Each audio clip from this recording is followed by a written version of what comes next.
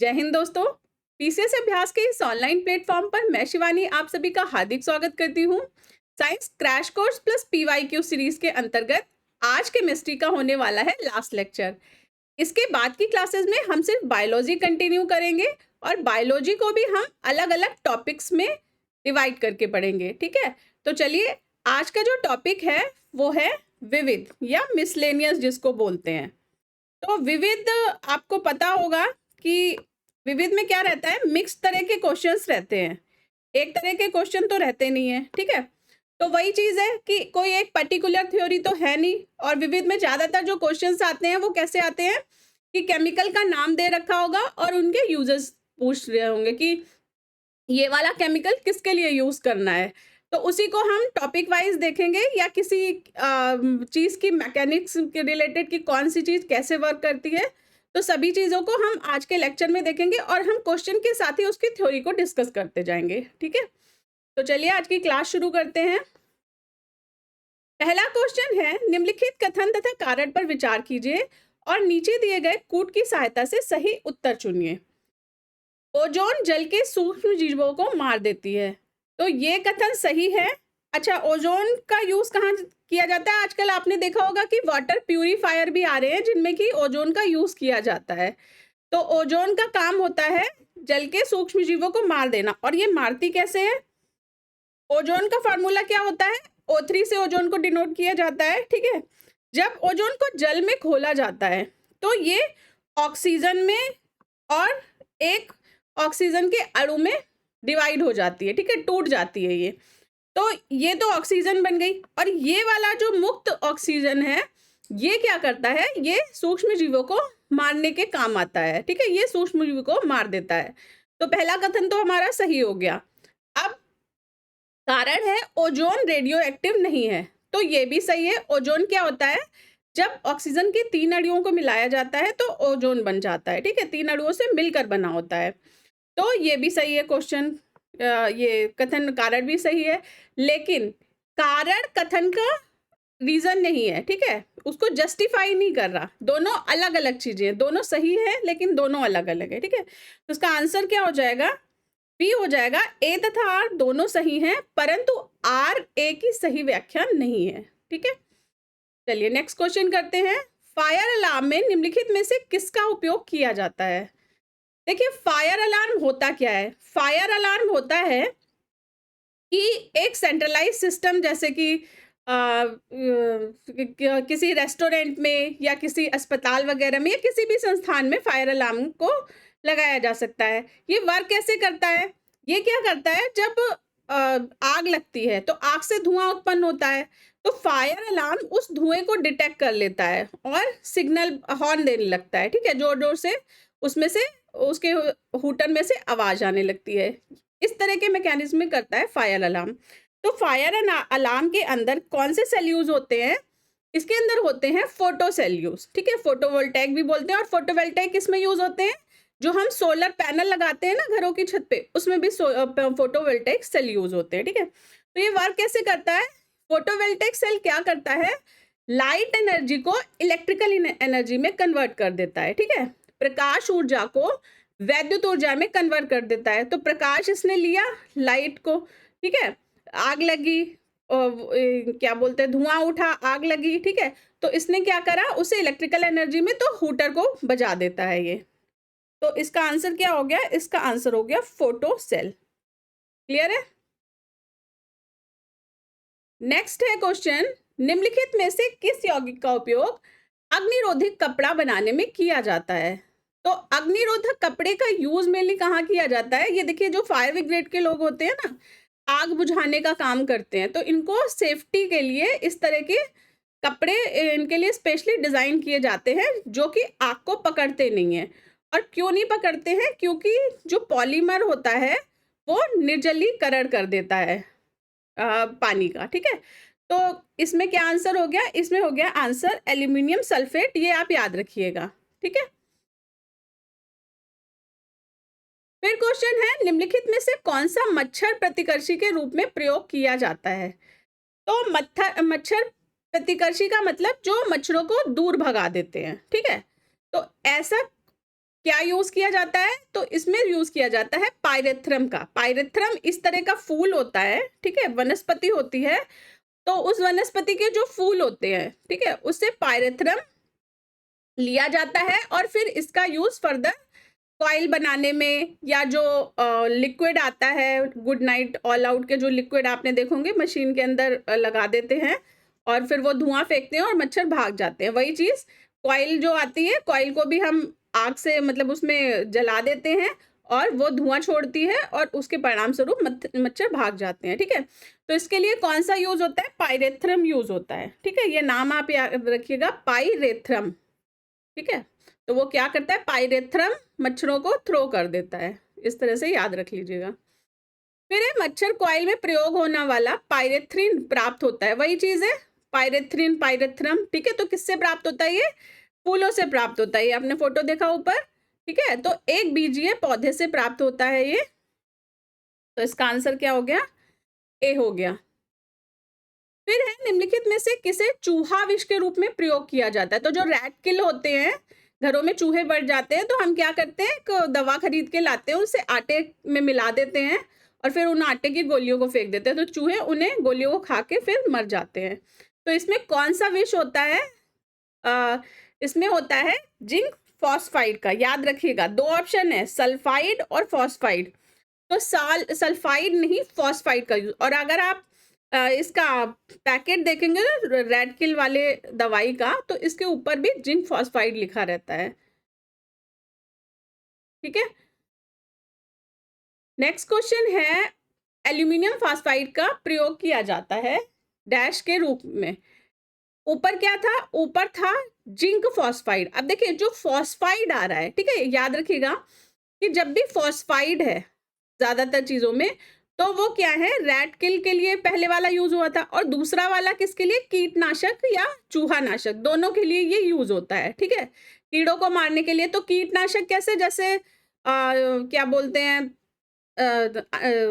घरों में कभी कभी ये मकड़ी वगैरह या झिंगुर, बिच्छू, ये सब हो जाते, खटमल वगैरह, ठीक है, तो उनके लिए भी इसको यूज कर सकते हैं।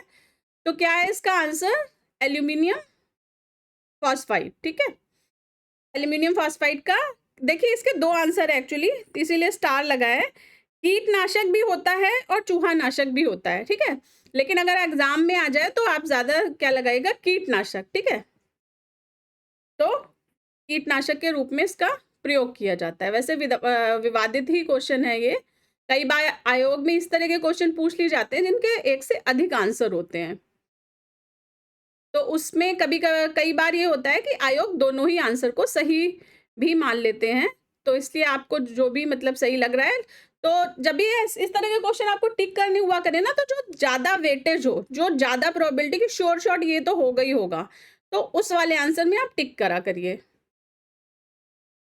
नेक्स्ट है, निम्नलिखित में से एक कौन सा एक शाकनाशक का उदाहरण है? शाकनाशक का उदाहरण कौन सा है? ये होता है सोडियम क्लोरेट, ठीक है। तो ये याद रखिएगा, ये है शाकनाशक।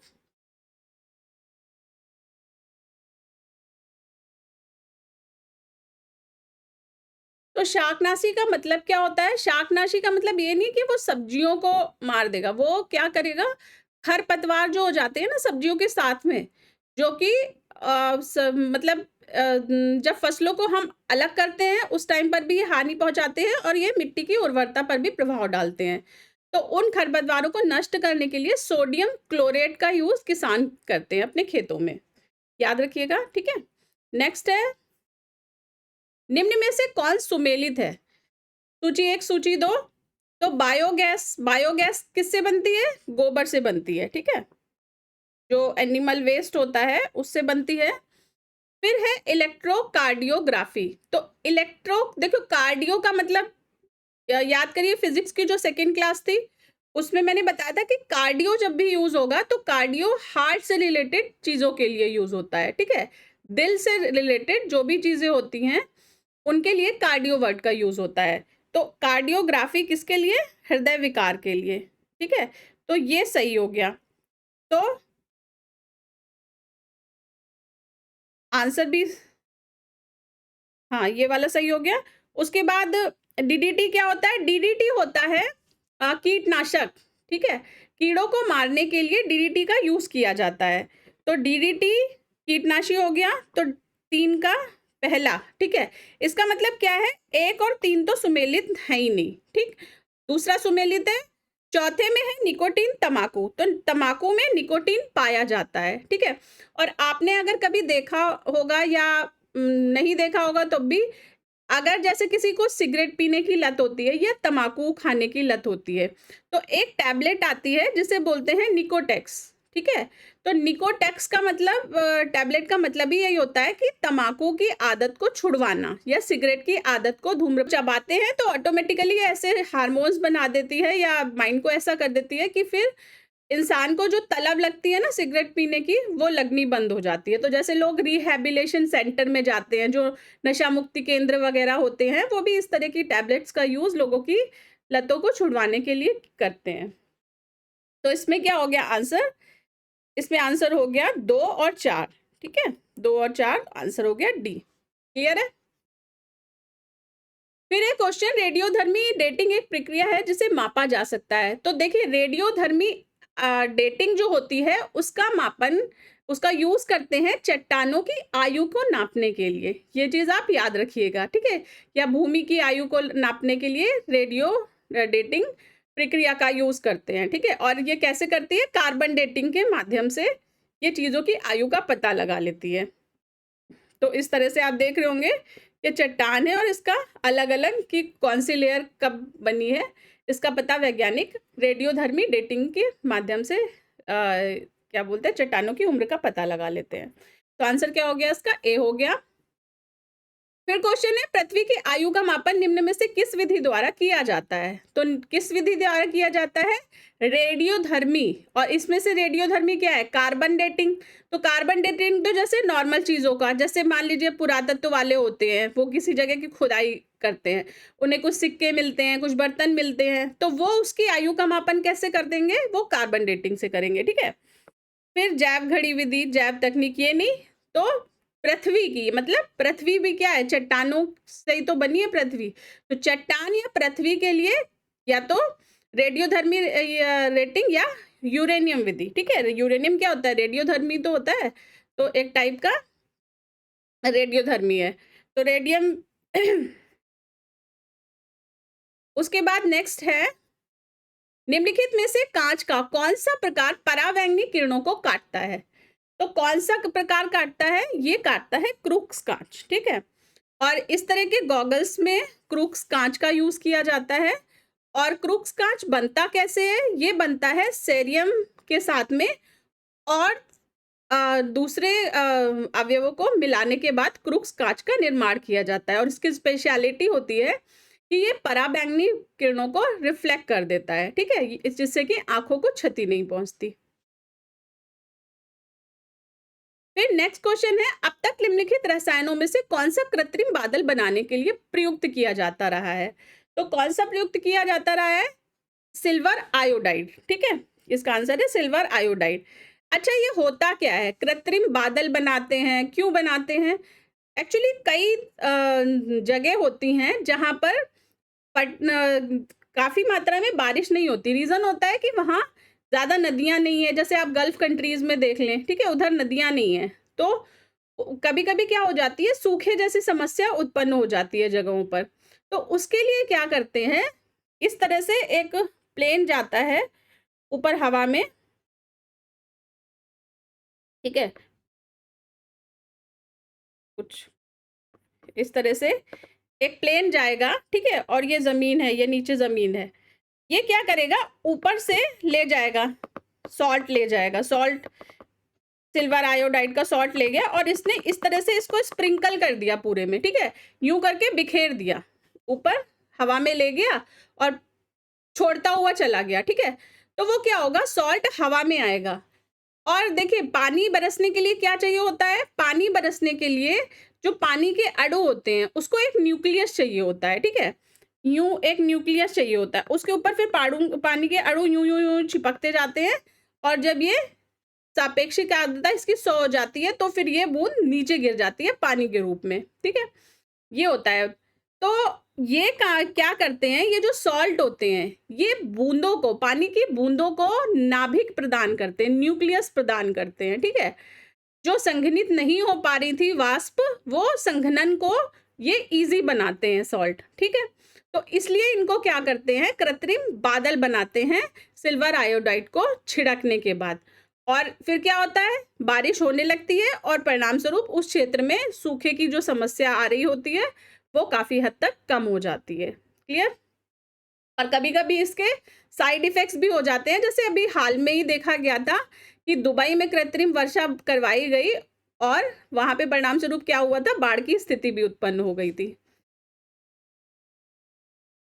इसीलिए बोला जाता है कि आजकल जो सूखे की समस्या हो रही है वो ग्लोबल वार्मिंग की वजह से भी हो रही है। तो इसलिए बोला जाता है कि ईंधनों का कम उपयोग करें, प्रदूषण कम करें, जिससे कि ये जो कभी-कभी सूखे की स्थिति या बाढ़ की समस्या उत्पन्न हो जाती है, इसकी फ्रीक्वेंसी थोड़ी नियंत्रित हो सके। चलिए नेक्स्ट क्वेश्चन है, सूची 1 को सूची 2 से सुमेलित कीजिए फिर से। तो है, अब देखिए जो इसमें शॉर्ट पता है, सिल्वर आयोडाइड क्या होता है, कृत्रिम वर्षा के लिए यूज होता है, अभी हमने देखा, ठीक है। ये होता है जिंक फॉस्फाइड, अभी हमने देखा था किसके लिए यूज होता है,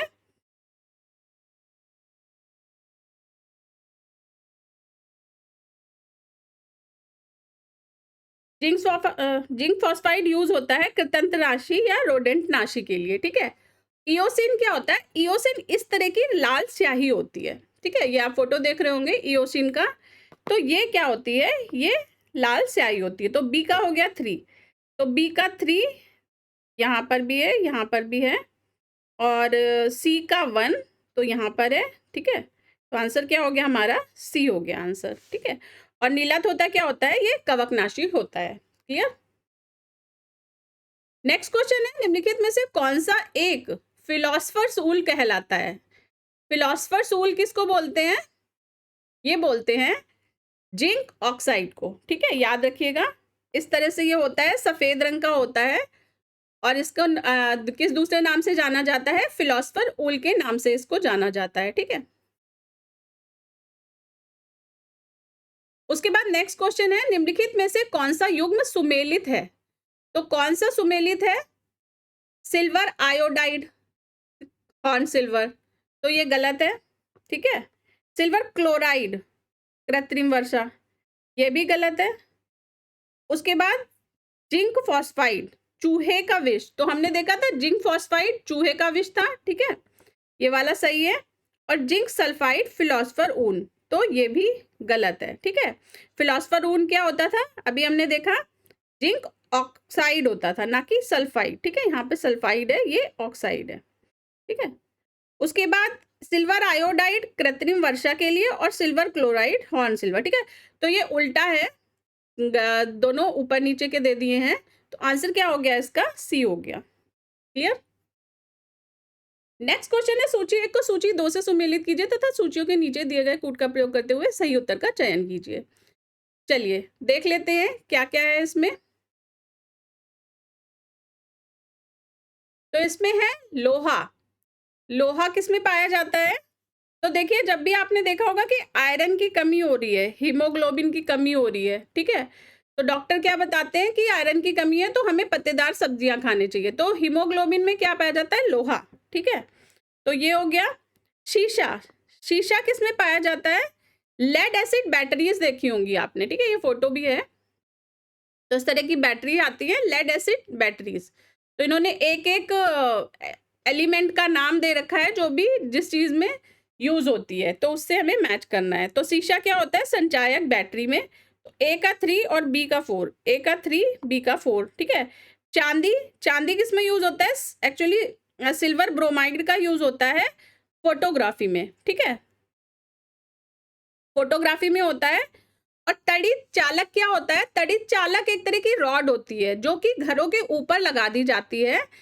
तो जब बिजली गिरे, अगर जैसे जिन प्रदेशों में ज्यादा बिजली कड़कती है और ऐसा डर रहता है कि बिजली घर के ऊपर गिर जाएगी, तो घर के ऊपर तड़ित चालक को फिक्स कर दिया जाता है, जो कि क्या करती है, बिजली को कैप्चर करके उसे डायरेक्ट जमीन में पहुंचा देती है, इसे कनेक्ट कर देते हैं जमीन में।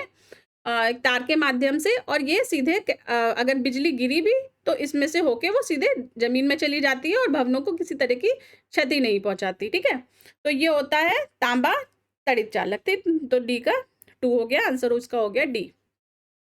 फिर नेक्स्ट सुमेलित कीजिए।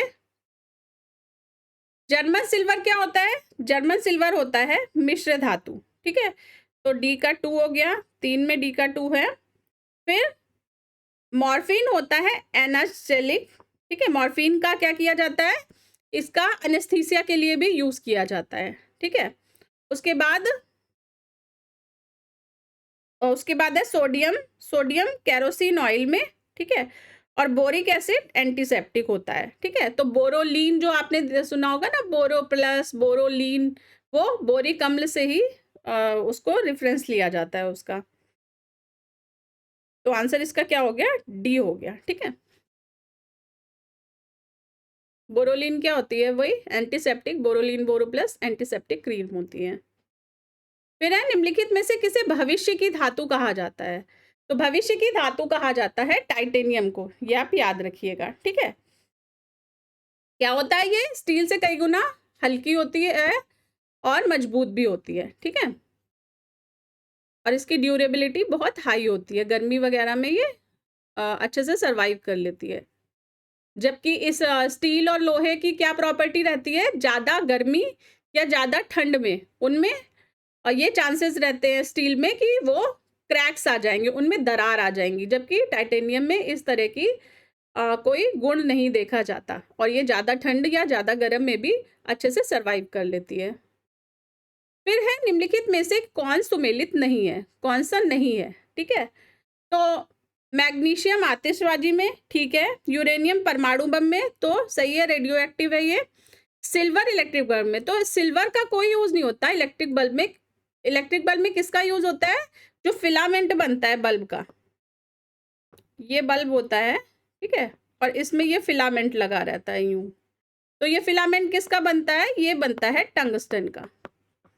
ठीक है, तो ये वाला गलत हो गया, इलेक्ट्रिक बल्ब में नहीं। तो आंसर इसका क्या हो गया? सुमेलित नहीं है पूछ रहा था, सी आंसर हो गया। ठीक है, फिर है लाल स्याही बनाई जाती है। तो अभी हमने ऊपर भी देखा था कि लाल स्याही बनाने में किसका यूज किया जाता है? ईओसिन का यूज किया जाता है। ठीक है, याद रखिएगा ईओसिन। इसकी ना जो भी केमिकल और ये दे रखे हैं, इसकी आप एक लिस्ट प्रिपेयर कर लीजिएगा। तो लास्ट मोमेंट जो रिवीजन रहता है वो हैंडी एक रखिएगा लिस्ट, लास्ट मोमेंट रिवीजन के लिए वो बहुत ईजी हो जाएगी। निम्नलिखित में से कौन सा रंग सोडियम क्रोमेट द्वारा आपूर्त होता है? तो ये याद रखिएगा, लाल रंग होता है। ठीक है, देखिए केमिस्ट्री के ये जो विविध वाले क्वेश्चन है ये ज्यादातर लर्न करने पे ही है कि कौन सा केमिकल है, क्या होता है। तो ये ज्यादातर जो होते हैं वो मतलब लर्निंग एबिलिटी पे ही डिपेंड करते हैं, और अगर कोई ट्रिक्स बनाकर ट्रिक्स के माध्यम से याद कर सकते हैं तो वो भी काफी हेल्पफुल रहेंगे। फिर है सूची 1 को सूची 2 से सुमेलित कीजिए। तो है एसीटोन। एसीटोन क्या होता है? एसीटोन होता है नाखून पालिश में यूज। ठीक है, नाखून पालिश अपसारक होता है ये। फिर होता है कार्बन टेट्राक्लोराइड, ये क्या होता है? ये होता है अग्निशामक। क्लियर है? एसीटोन जो नेल पेंट बनाते हैं उसमें, और कार्बन टेट्राक्लोराइड अग्निशामक के लिए यूज होता है। ठीक है, फिर है हाइड्रोजन पेरोक्साइड, ये घावों की मरहम पट्टी के लिए, और द्रव अमोनिया प्रशीतक के रूप में। ठीक है, तो आंसर क्या हो गया इसका? ए का 2 होते ही सी हो जाएगा इसका आंसर। ठीक है, ए का 2 हो गया, बी का क्या हो गया? 1 हो गया, सी का 3 हो गया, और डी का 4 हो गया। ठीक है, फिर नेक्स्ट क्वेश्चन है निम्न में से कौन सा एक युग्म सुमेलित नहीं है? कौन सा सुमेलित नहीं है? पोटेशियम क्लोराइड माचिस में, तो ये सही है। ठीक है, नहीं पूछ रहा है। मैग्नीज डाइऑक्साइड सूक्ष्म सेल में, ये भी सही है। हाइड्रोक्लोरिक एसिड संचायक सेल में, ये गलत है। और यूरेनियम परमाणु बम में, तो ये भी सही है। ठीक है, तो सी इसका गलत हो गया। क्या होता है? हाइड्रोक्लोरिक एसिड नहीं, संचायक सेल में किसका यूज होता है? इसमें यूज होता है H2SO4 का, ठीक है, सल्फ्यूरिक एसिड का यूज होता है संचायक सेल में। क्लियर है? फिर नेक्स्ट क्वेश्चन है, निम्नलिखित में से किसका उपयोग दिया सलाई के निर्माण में किया जाता है? तो जो माचिस बनाते हैं उसमें किसका उपयोग किया जाता है ये पूछ रहा है, तो ये किया जाता है रेड फास्फोरस का, ठीक है। दिया सलाई में क्या होता है, दो चीज होती हैं एक्चुअली, एक तो होती है तिल्ली, और तिल्ली के ऊपर लगा रहता है मसाला जिसे बोलते हैं, ठीक है। तो वो किसका बना रहता है, वो बना रहता है फास्फोरस का, ठीक है, फास्फोरस टिप रहती है। और दूसरी होती है उसकी सरफेस, जो साइड में जो खुरदरी सी सरफेस रहती है, वो खुरदरी क्यों बनाई जाती है, फ्रिक्शन बढ़ाने के लिए, ठीक है। अभी आपने कभी देखा होगा वो प्लेन किसी किसी में मतलब ज्यादातर नहीं रहती है, वो जिगजैग सी बनाई जाती है, ठीक है, उसकी वजह होती है फ्रिक्शन को बढ़ा देता है वो। और दूसरा तो जो ये सरफेस होती है, ये क्या होती है, ये बनी होती है पोटेशियम क्लोरेट की, ठीक है।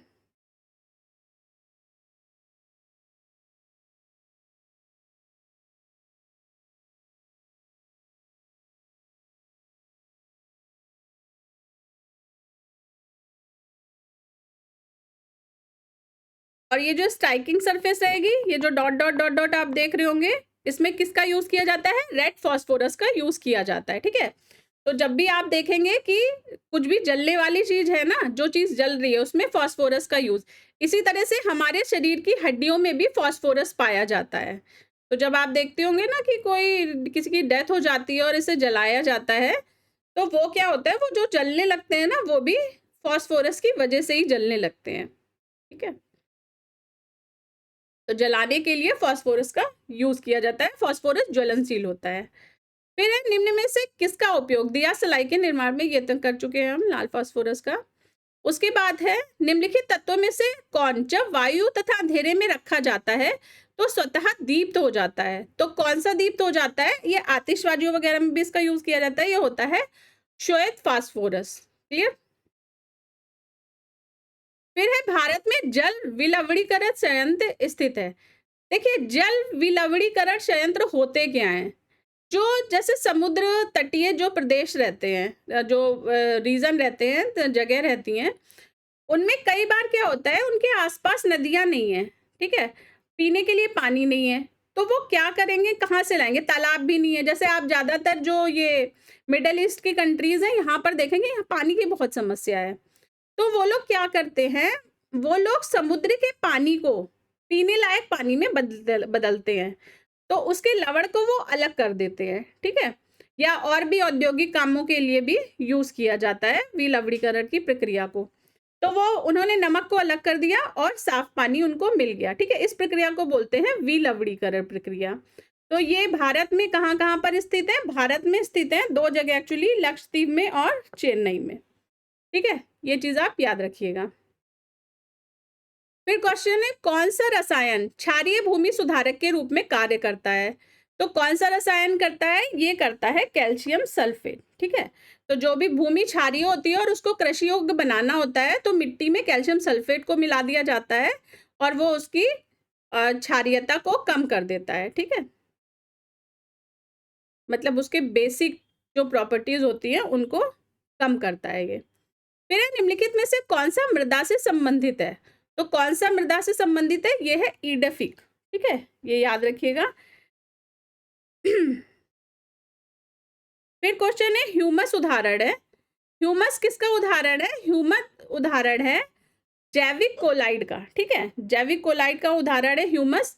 ह्यूमस होता क्या है, ह्यूमस का मतलब है कि जो मिट्टी है, मिट्टी में पत्तियां टूट के गिरी, एनिमल मर गए, तो उनका जो डिग्रेडेशन हुआ, ठीक है, वो सड़ गए, वो मिट्टी में मिल गए, इसी तरह सबके जो अवशेष हैं वो मिट्टी में मिल गए और मिट्टी क्या बन गई, स्टिकी बन गई, चिपचिपी बन गई, ठीक है।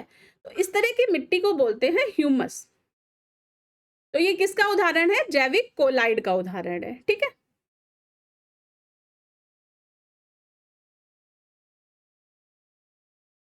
फिर नेक्स्ट क्वेश्चन है, मस्टर्ड गैस का उपयोग किया जाता है। देखिए, मस्टर्ड गैस क्या होती है, इसे वर्ल्ड वार के टाइम पर यूज किया गया था, ठीक है। तो ये क्या होती है, ये रासायनिक युद्ध में यूज होती है। रासायनिक युद्ध का मतलब इन्होंने मस्टर्ड गैस छोड़ दी और फिर स्किन पर इस तरह के छाले पड़ जाते हैं। ये देखिए ब्लिस्टर्स देख रहे होंगे, ये गंदे से छाले पड़ जाते हैं और ज्यादा क्वांटिटी में छोड़ देते हैं तो लोग मर जाते हैं इनकी वजह से। ठीक है, ये हमारे जो स्किन होती है उसके अंदर घुस जाती है मस्टर्ड गैस। तो इसका कैसे किस में होता है, युद्ध में यूज होता है, रासायनिक युद्ध में। तो जर्मनी वगैरह में इसका काफी यूज किया गया था और बड़े स्केल पे, बहुत बड़े स्केल पे लोगों को मारा गया था इससे। फिर क्वेश्चन है, धूम्र पर्दे युद्ध में छिपने एवं शत्रु को छलने के लिए प्रयोग में लाए जाते हैं। धूम्र पर्दे प्रायः किसके वायु में परिक्षिप्त सूक्ष्म कणों के बने होते हैं। तो धूम्र पर्दे किसके बने होते हैं, ये बने होते हैं टाइटेनियम ऑक्साइड के। ठीक है, ये याद रखिएगा आप, धूम्र पर्दे टाइटेनियम के। फिर है, निम्नांकित में कौन सही नहीं है। कौन सा सही नहीं है, विकास का सिद्धांत प्रतिपादित किया था चार्ल्स डार्विन में, तो सही है। परमाणु के नाभिक का टूटना संलयन कहलाता है, तो ये गलत है। देखिए, जब एक परमाणु दो अलग अलग परमाणु में टूटता है तो इसे क्या बोलते हैं, इसे बोलते हैं विखंडन। ठीक है, विखंडन या फिजन। ठीक है, और जब दो नाभिक मिलकर एक बनाते हैं तो इसे क्या बोलते हैं, इसे बोलते हैं संलयन। ठीक है, तो जब जुड़ते हैं तब संलयन और जब टूटते हैं तो विखंडन। ठीक है, और इसे क्या बोलते हैं, फ्यूजन। ठीक है, तो ये चीज आप याद रखिएगा। तो ये वाला गलत हो गया, सही नहीं पूछ रहा था, तो आंसर इसका हो गया बी। ड्राई आइस ठोस कार्बन डाइऑक्साइड होती है, तो ये सही है, हम पढ़ चुके हैं पिछली क्लासेस में। और टेलीफोन की खोज ग्राहम बेल ने की थी, ये भी ठीक है। फिर क्वेश्चन है, कथन है एक शुष्क शेल आवेशित नहीं की जाती, तो सही है कि शुष्क शेल आवेशित नहीं। कौन सी सेल होती है ये, जो हम घड़ी वगैरह में यूज करते हैं, घड़ी की जो सेल होती है उन्हें हम रिचार्ज नहीं कर सकते। ठीक है, रिचार्जेबल जो सेल आती हैं वो अलग से आती हैं, तो उन्हें हम फिर चार्जर में डाल के रिचार्ज कर सकते हैं, पर शुष्क सेल को नहीं। फिर शुष्क सेल में होने वाली अभिक्रिया उत्क्रमणीय होती है। ठीक है, तो ये गलत है, ये वाला गलत है, ए सही है। ठीक है, तो आंसर इसका क्या हो गया, आंसर इसका हो गया ए। ठीक है, सी सॉरी, ए सही है परंतु आर गलत है। ठीक है, तो आर ड्राई सेल की स्पेशलिटी क्या होती है कि इनको चार्ज नहीं किया जा सकता। फिर क्वेश्चन है, निम्नलिखित अम्लों में से किस अम्ल का उपयोग कार बैटरियों में किया जाता है। तो कौन सी अम्ल का किया जाता है, सल्फ्यूरिक का। ठीक है, याद रखिएगा। तो ये देखिए सारे दे रखे हैं, हाइड्रोक्लोरिक नहीं, नाइट्रिक नहीं और एसिटिक भी नहीं। अच्छा, मुझे क्वेश्चन बताइए, लास्ट क्लास में जो अम्लों वाली और उनके उपयोग की, कि एसिटिक एसिड खाद्य पदार्थों में कहाँ कहाँ यूज किया जाता है। एसिटिक एक ट्रिक भी बताई थी मैंने, तो उसका मुझे कमेंट बॉक्स में आंसर बताइए। फिर क्वेश्चन है, सुमेलित कीजिए। चलिए, क्या है, फ्रेयॉन। फ्रेयॉन क्या है, फ्रेयॉन का यूज करते हैं प्रशीतक के रूप में। ठीक है, फ्रेयॉन करते हैं प्रशीतक के रूप में। उसके बाद टेट्रा एथिल लेड, इसे एंटीनॉक के रूप में यूज किया जाता है। क्लियर। उसके बाद बेंजीन हेक्साक्लोराइड, इसको कहां पर किया जाता है, इसको किया जाता है कीटनाशक के रूप में। ठीक है, और कार्बन टेट्राक्लोराइड, इसको किया जाता है अग्निनाशक के अग्निशामक के रूप में। ठीक है, तो ए का हो गया 2, ए का 2, तो डी हो गया इसका आंसर। बी का 1 हो गया। ठीक है, बी का 1 हो गया, सी का 4 हो गया और डी का क्या हो गया, 3 हो गया। ठीक है, अग्निशामक के रूप में इसका प्रयोग किया जाता है। फिर है, सूची 1 को सूची 2 से सुमेलित कीजिए तथा सूचियों के नीचे दिए गए कूट से सही उत्तर चुनिए। तो फिर से क्वेश्चन है, अच्छा, केवलार हमने पहले भी क्लासेस में देखा था। केवलार का कहाँ पर उपयोग होता है, केवलार का उपयोग होता है बुलेट प्रूफ जैकेट बनाने के लिए। ठीक है, तो ये क्या होता है, ये एक तरह का संश्लेषित रेशा होता है। ठीक है, ए का हो गया 2, तो ए का 2 में आ रहा है। उसके बाद टेक्साल क्या होता है, टेक्साल होती है कैंसर रोधी दवा। ठीक है, तो टेक्साल कैंसर रोधी दवा, तो बी का 3 हो गया। बी का 3 होते ही आंसर क्या हो गया, बी हो गया। ठीक है, और जिंक फॉस्फाइड का यूज किस में किया जाता है, ये रोडेंटनाशी होता है, कृंतकनाशी। अभी हमने पिछले वाले क्वेश्चन में भी देखा था। और नाइट्रोसेल्यूलोज क्या होता है? ये विस्फोटक होता है। नाइट्रोसेल्यूलोज, नाइट्रोग्लिसरीन, ट्राइनाइट्रोटोलुइन, आरडीएक्स, ये सब क्या होते हैं? विस्फोटक के एग्जाम्पल है। फिर क्वेश्चन है, निम्नलिखित युग्मों में कौन सही सुमेलित है? तो कौन सा सही सुमेलित है इसमें? इसमें है सल्फर ऑक्साइड। ये देखिए, फ्लोराइड प्रदूषण तो दांतों को प्रभावित करता है, ठीक है। मिथाइल आइसोसाइनाइड से हुई थी भोपाल गैस त्रासदी, और सल्फर डाइऑक्साइड से होती है अम्ल वर्षा, ठीक है।